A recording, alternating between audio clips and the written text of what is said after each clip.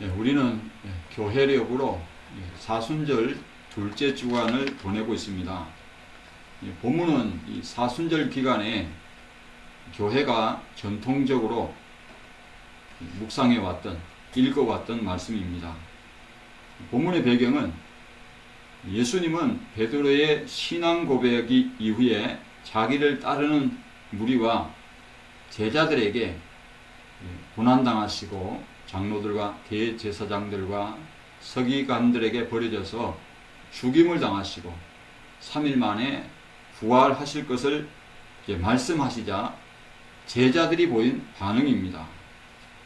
배와 부친을 버려두고 모든 것을 버리고 예수님을 따른 베드로는 예수님의 말씀에 충격을 받았는지 앞에서 했던 신앙 고백과는 정반대의 반응을 보였습니다.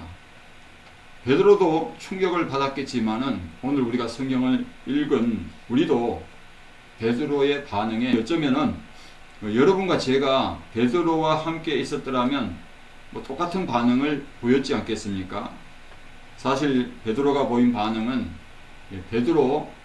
제자 베드로 혼자만의 반응이 아니라 나머지 제자들의 반응일 수가 있습니다. 뿐만 아니라 오늘 예수님을 따르는 자들도 똑같은 반응을 보였을 것입니다. 예수님은 여기서 자기를 따라오려는 자에게 아주 중요한 교훈을 말씀하셨습니다. 따라서 주어진 말씀은 우리가 주님을 따르는 자인지 아닌지를 또 주님을 따르려면 어떻게 해야 하는지를 가르쳐 주고 있습니다. 이처럼 주어진 본문 말씀을 통해 우리의 각자의 신앙을 점검해 볼 수 있는 귀한 시간이 되시기를 주님의 이름으로 축복합니다. 첫째로, 인간적인 생각은 주님을 따르는데 오히려 방해가 됩니다. 그 말씀이 31절에서 33절 말씀입니다. 여러분 어떻게 생각하십니까? 제자가 되겠다고 배와 부친을 버려두고 모든 것을 버리고 자기가 3년 동안 모신 선생님이 죽임 당하고 3일 만에 부활한다고 하는 말씀을 들었다면 어느 제자가 선생님 그렇게 하십시오. 그러면은 제가 선생님의 뒤를 따르겠습니다 라고 하겠습니까? 더구나 제자들은 우리가 마태복음 20장에 보시면은 앞으로 우리가 보게 되는 그런 말씀이죠. 제자들이 이제 겪게 될 일인데 제자 중에 누가 크냐 하는 다툼이 있었어요. 그러니까 세상이 새롭게 되어서 예수님이 영광의 보좌에 이제 앉게 되면 누가 그 좌편에 누가 우편에 차지할 것인가 라는 마음이 제자들에게 있었다는 것입니다. 베드로라고 그런 마음을 품지 않았겠습니까? 이후에 말씀해 보시면은 예수님은 부자가 하나님 나라에 들어가는 것을 낙타가 이제 하늘길에 들어가는 것에 비유를 하셨지 않습니까? 그만큼 부자가 하나님 나라에 들어가는 것이 어렵다고 그렇게 말씀을 하셨습니다. 그럴 때 베드로가 뭐라고 예수님께 말씀을 합니까? 보십시오. 예수님 모든 것을 버리고 주님을 따랐는데 그런데 우리가 무엇을 얻겠습니까? 무엇을 얻으리까? 자, 그렇게 말을 했습니다. 자, 그러니까 예수님이 죽임당하면 모든 것이 물거품이 되는 겁니다. 지금까지 예수님을 3년 동안 따라다녔지 않습니까? 그럼 수고가 아무런 소용이 없게 되는 것입니다. 그래서 예수님을 붙들고 거칠게 반대했다고 우리는 볼 수가 있는 것입니다. 여기 항변하다는 것은 예수님을 꾸짖었다는 거예요. 그러니까 사단에게 예수님이 꾸짖듯이 베드로가 예수님을 꾸짖듯이 항변한 것입니다. 예수님은 베드로의 갑작스러운 행동을 보시고 어떻게 하셨습니까? 사탄아 내 뒤로 물러가라. 그를 꾸짖었습니다. 자, 베드로가 사탄입니까? 베드로가 사탄이 아니라 베드로가 순간 인간적인 생각을 앞세워서 하나님의 일을 가로막고자 할 때에 예수님이 베드로에게 역사하는 그 사탄을 향해서 사탄아 물러가라, 그렇게 말씀한 것입니다. 베드로가 하나님의 일을 생각하지 아니하고 오히려 사람의 일을 생각한다고 예수님은 꾸짖었어요. 더구나 신앙 고백이 있은 후에, 그렇죠? 주님의 칭찬을 받았던 베드로가 한순간에 주님으로부터 꾸짖음을 받고 있습니다. 성령 충만한 가운데 신앙 고백했지만은 한순간에 사탄의 도구로 쓰임받고 있는 것입니다. 그 이유는 하나님의 일에 뭐가 개입된 거죠? 인간적인 생각이 개입된 거예요. 하나님의 일은 무엇입니까? 예수님이 자기 목숨을 이제 대속물로 하나님의 아들 그리스도로서 잃는 것입니다. 사람의 일은 무엇입니까? 예수님의 목숨을 잃지 않도록 베드로가 지키는 것입니다. 이것은 예수님을 따르려는 제자들이 앞으로 경계해야 할 일입니다. 인간적인 생각은 주님을 따르는데 오히려 방해가 돼요. 그들은 복음을 전파하여 하나님의 일을 성취해야 할 자들입니다. 여러분, 하나님의 일을 하는 사람이 사람의 일로 판단하면 오히려 하나님의 일을 하는데 방해가 될 수 있습니다. 영적인 일을 육적인 일로 분별하면 성령의 도구로 쓰임받는 것이 아니라 사단의 도구로 쓰임받을 수 있음을 베드로가 보여준 것이에요. 영적인 사람도 육적인 사람으로 변질될 수 있음을 베드로가 보여준 것입니다. 따라서 교회 일도 사사로운 어떤 정 때문에, 인간적인 관계 때문에 그렇게 우리가 한다면 하나님의 일에 도움이 되기는커녕 쓰임받기는커녕 사탄의 도구로 쓰임받고 오히려 하나님의 일을 방해할 수가 있다는 거예요. 죄를 책망하고 바르게 지도해야 할 목회자가 사사로운 정 때문에 그리고 망설인다면, 예를 들어서 죄악을 범하는 이 사람을 이제 목회자가 못 깨겠어요. 어떤 목회자가 중국에 가서, 그렇죠, 어떤 장로님이 술을 품마시는 것을 못 깨겠어요. 그러면 자, 그걸 보고 목사님은 어떻게 해야 될까요?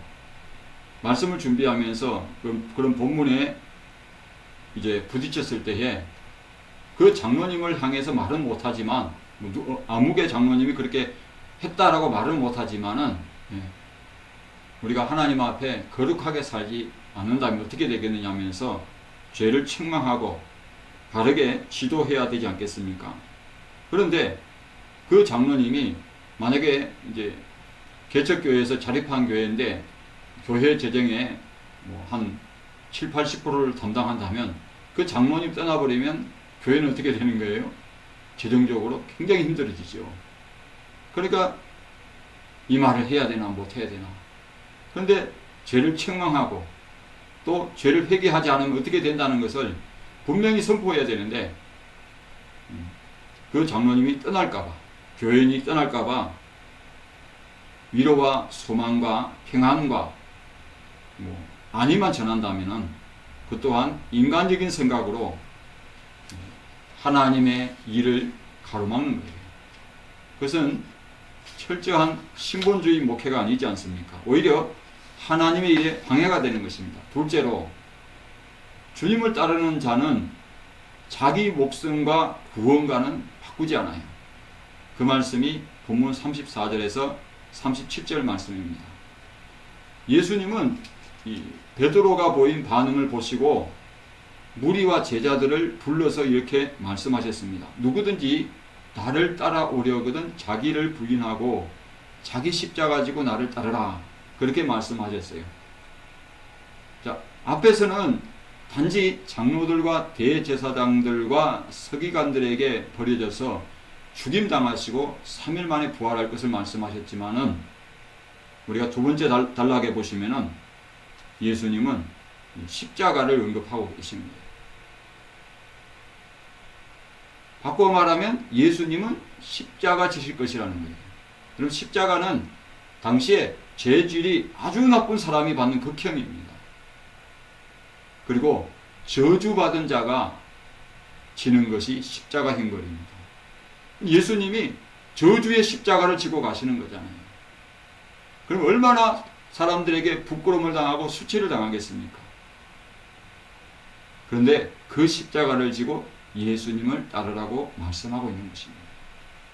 어떤 분은 여기서 말씀하는 십자가를 약화시켜서 해석하지만 그것은 주님이 오늘 본문에서 말씀하는 것과는 거리가 멉니다.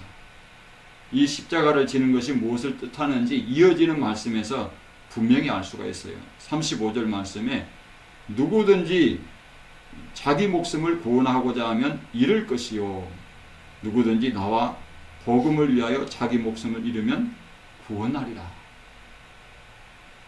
이렇게 볼 때에 예수님이 고난받고 장로들과 대제사장들과 서기관들에게 버려져서 십자가에 못 박혀 죽임당하는 것은 누구도 대신 못해요. 왜? 예수님이 져야 할 십자가이기 때문에. 자기 십자가를 지라고 했잖아요. 그것은 예수님이 지고 가실 십자가입니다. 예수님은 십자가에 못 박혀 죽으시려고 이 세상에 오셨습니다. 자기 목숨을 많은 사람의 대속물로 주어서 인류를 구원하시기 위해서 오신 것입니다. 이것을 부인할 수 없습니다. 자기 부인 없이는 자기 십자가 못 집니다. 여기서 말씀하는 자기 부인은 자기 마음을 부인해야 된다. 자아를 부인해야 된다. 자기 생각을 부인해야 된다. 자기 고집을 꺾어야 된다. 자기 욕심을 버려야 된다. 이런 것이 아닙니다. 시어머니의 십자가, 며느리의 십자가가 아닙니다. 아들에게 누가 봐도 참 큰 교회를 이제 물려주면서 이것은 너에게 십자가를 지게 하는 거야. 사람들에게 내가 아들에게 대형교회를 물려줬지만 이것은 십자가입니다. 하지만 그 얘기가 십자가라는 말은 자기 십자가라는 말은 그렇게 쓰는 용어가 아닙니다. 예수님과 복음 때문에 목숨을 잃는 것을 의미합니다. 그렇게 하려면 어떻게 해야 된다? 자기 부인이 있어야 돼요. 그래서 35절부터 37절 말씀은 자기를 부인하려면 온 천하보다 귀한 목숨을 주님과 복음을 위해 버릴 수 있어야 한다고 말씀하고 있는 것입니다. 그렇게 하려면 자기 목숨을 미워하지 않고는 자기 십자가를 질 수가 없어요.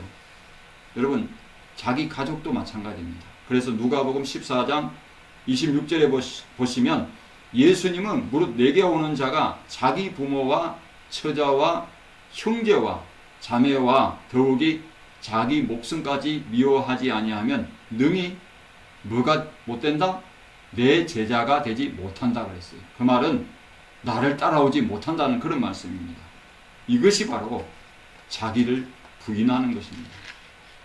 여러분, 목숨은 누구에게나 소중해요. 온 천하를 얻고도 목숨을 잃으면 아무런 유익이 없다고 예수님 말씀하고 계세요. 자기 목숨하고는 바꾸지 않아요. 그렇게 하는 사람이 있으면 그 사람은 어리석은 사람입니다. 이처럼 자기 목숨과 천하를 얻는 것을 바꾸지 않듯이 예수님을 따르는 자는 구원과 영생과 자기 목숨을 바꾸지 않는 줄로 믿으시기를 바랍니다. 두 개의 목숨이 있는 것이 아닙니다. 한번 목숨을 잃어버리면 다시 받을 수 없어요. 그러나 예수님과 복음을 위해 목숨을 잃으면 구원하리라는 것은 영생을 얻는다는 말씀입니다. 그러므로 여러분이 예수님을 내가 믿고 지금 제대로 따르고 있는지 한번 여러분의 신앙을 점검해 보시기 바랍니다. 나는 개똥밭에 굴러도 이 세상이 좋으니 원 없이 하고 싶은 거 다 하고 먹고 싶은 거 다 먹고 누리고 싶은 거 다 누리고 살 것이라고 한다면 구원받는 것보다 자기 목숨을 아까워하는 사람이라는 것을 여러분 기억하시기 바랍니다. 그런 사람이 어떻게 예수님과 복음을 위해 목숨을 버릴 수 있겠습니까?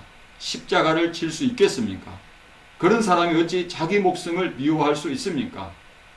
자기 목숨도 잃지 않고 싶고 온 천하도 얻는 것을 잃고 싶지 않은데 더구나 예수님과 복음을 위해 목숨을 버릴 수 있겠느냐는 것입니다.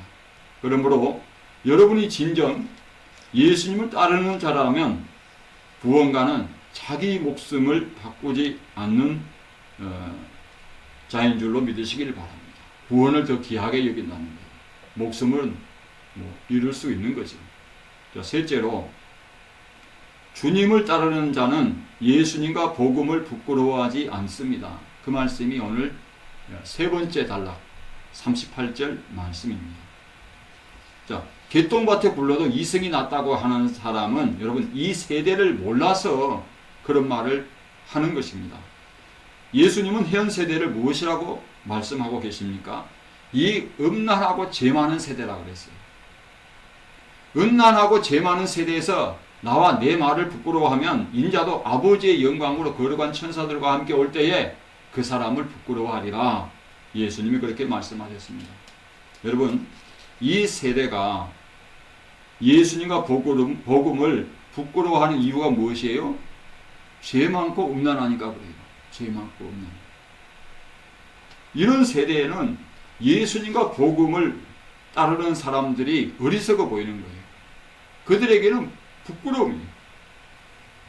왜냐하면 예수님과 복음은 이 음란하고 죄 많은 세대를 정죄하고 심판할 것이기 때문입니다. 따라서 그런 예수님을 믿고 복음을 전파하고 복음을 따라 순종하는 자를 싫어하고 미워합니다.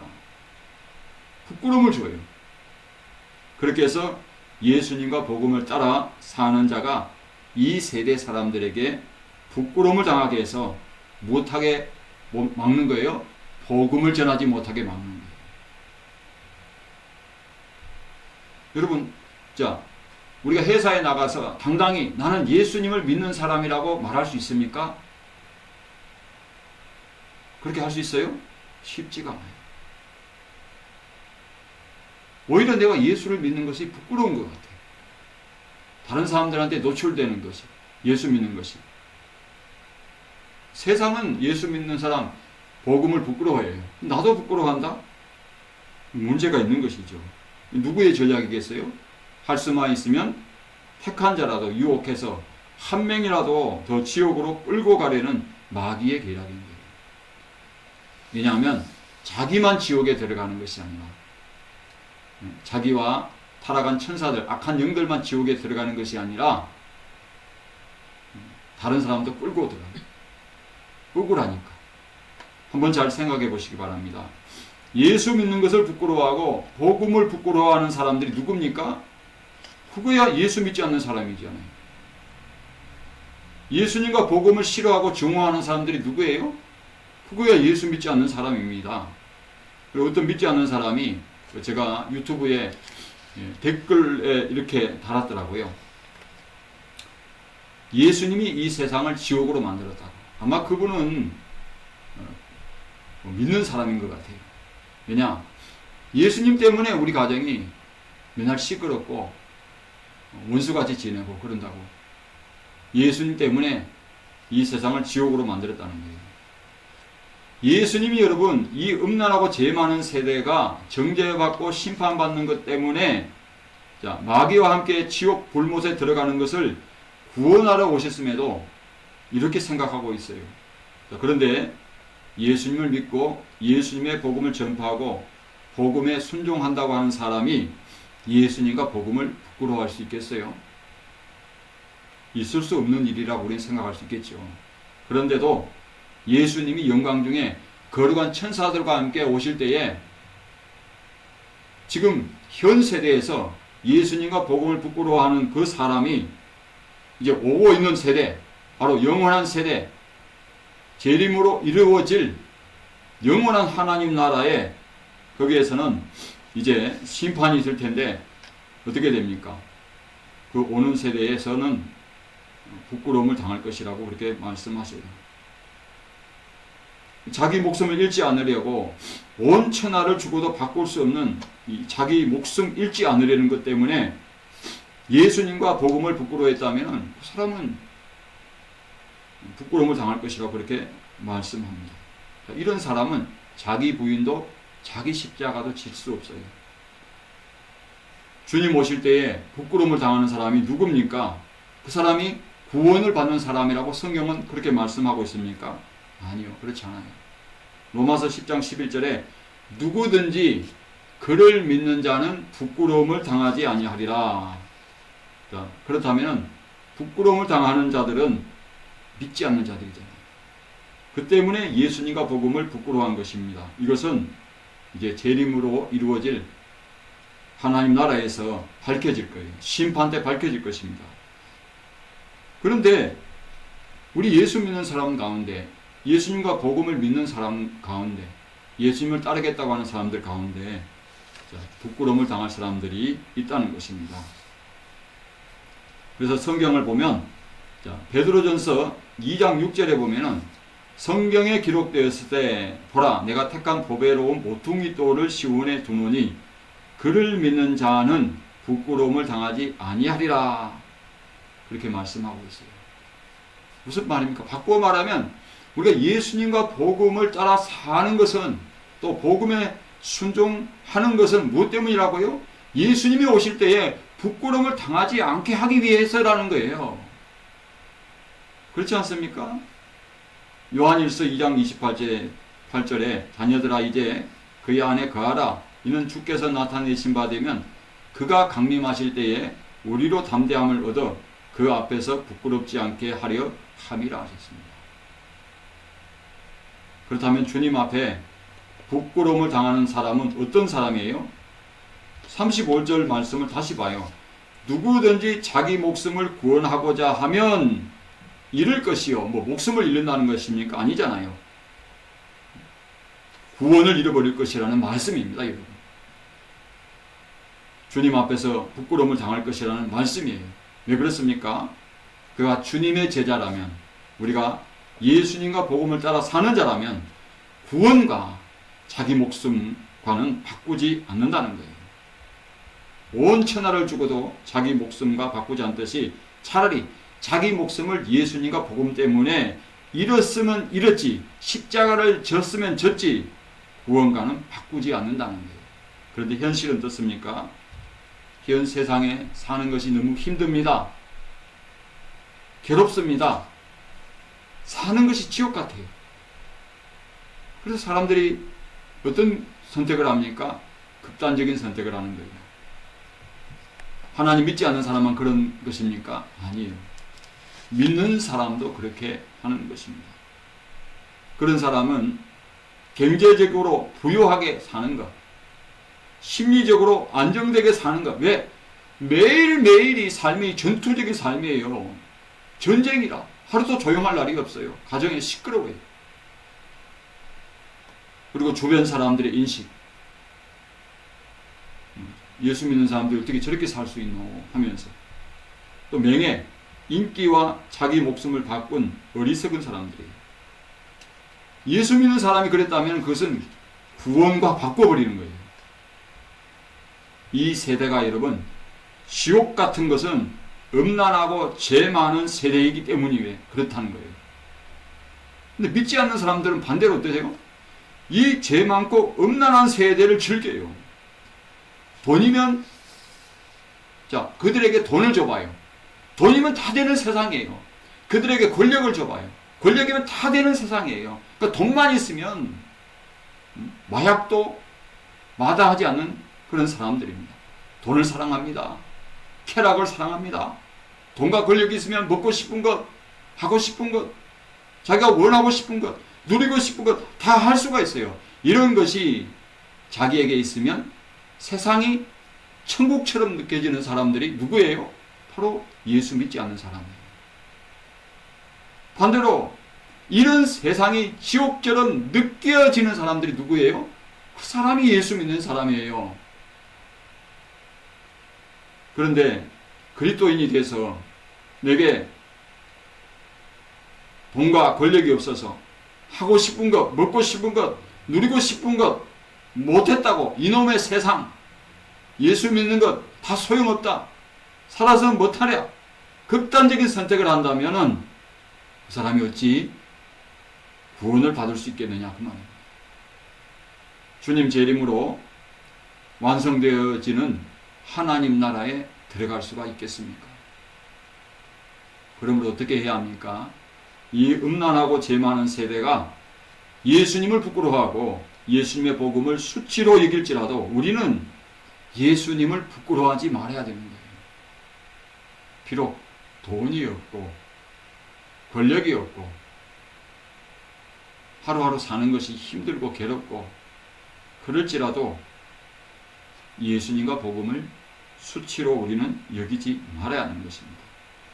예수님과 복음을 따라 사는 것이 다 소용없다고 하거나 복음 전파하는 것을 부끄럽게 여긴다면 주님 오실 때에 부끄러움을 당할 것이기 때문에 부끄러워하지 말라는 거예요.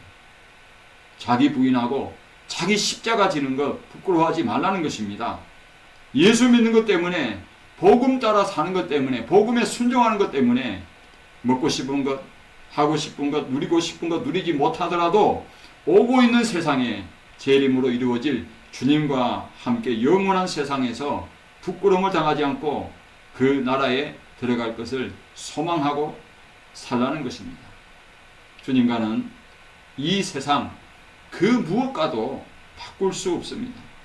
복음과는 이 세상 그 무엇과도 바꿀 수 없어요 라고 고백하시는 저와 여러분이 되시기를 주님의 이름으로 축복합니다. 기도드리겠습니다.